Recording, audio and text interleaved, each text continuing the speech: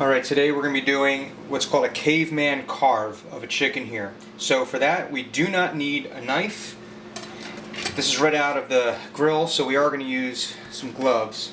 But you can pretty much do this barehanded. It's really easy to go and it looks really cool for your guests. So now you'll notice we're missing a little bit of meat right here. That's because the way I cooked it, the meat just fell right off the bone, but we'll go from there. So we're going to start with the legs here. These are just going to fall right off here, but you're going to grab it right around underneath here, and you're just going to pull back. And if it's not tender enough, you might have to actually break the bone a little bit, but in this case, the bone is pulling right out.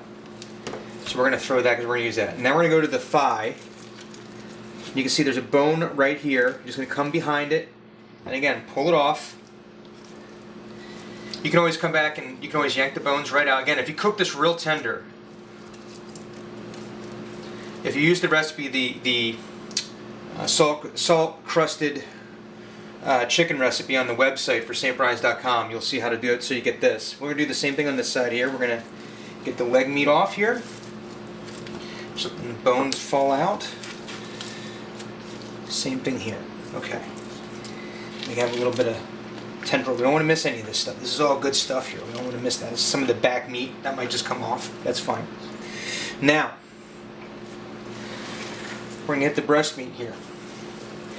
Now, usually what you would do with a knife is you'd come right down the breastbone, you'd slide along there, and you try to get it out that way. We're just going to go fingers first. You're going to just dive in. Use your fingertips. You're going to feel the breastbone, and you're just going to let your fingers slide right behind, down the breastbone, and boom, that whole breast comes off in one chunk. You just rip it right off. See? Perfect. And you can always chop this up later. We're going to keep the skin because the skin's good. Make sure we get all of that. You see, that's much faster than using a knife. And you don't have to worry about dulling your knife against the blade there. Same thing. Hit this side. Just going to come right down the breastbone. You see, we've already exposed it, so we're just going to come right down there with both hands there. And you're just going to grab it, and you're just going to rip it off. Just tear the meat right off. See? Perfect breast right there. And what you can do is you can always go through and you can pick off the pieces that didn't come off right away.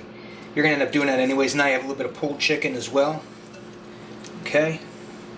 You can see we have a lemon, and we have an onion in there. We just went ahead and left that in there for while we're doing this.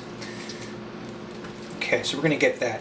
Now you would probably want to come by and pick out the rest of the stuff here. Alright, like that. Make sure we're not missing any of the meat here. I see there's some good meat right there. Right underneath the wishbone. Alright. Pick at it. And you can always save the carcass and you can use it for to make a stock as well. Now, we're going to use the other side here. I'm going to flip around. This is actually the chicken's back. There's a few things you don't want to miss here. Obviously, some of this is the back meat. You got that. This is the rest of that thigh right there. So we'll pull that off. Okay. Now, you're going to have what's called the oysters back here. All right.